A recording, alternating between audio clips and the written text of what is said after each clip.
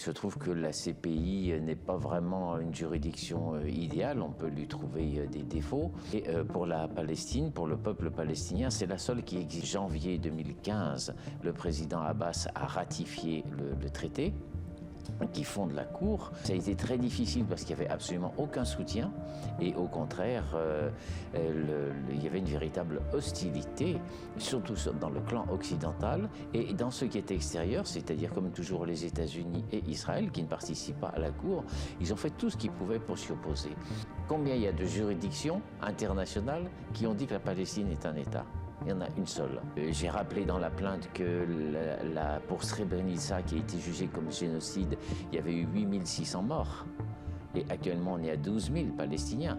Et donc, qu'est-ce qu'on fait? On coupe les besoins les plus élémentaires. Voilà ce que dit la jurisprudence. Et elle a jugé que c'est le cas quand on supprime l'eau, quand on supprime l'électricité, quand on rationne l'alimentation jusqu'à créer la famine, la peur d'avoir faim, quand il n'y a plus d'accès aux soins, que les hôpitaux sont attaqués, quand on bombarde les maisons civiles, quand on oblige à des transferts forcés de population. Déjà, ça, c'est suffisant, voilà, d'après la jurisprudence. Donc, oui, ce sont d'excellents documents.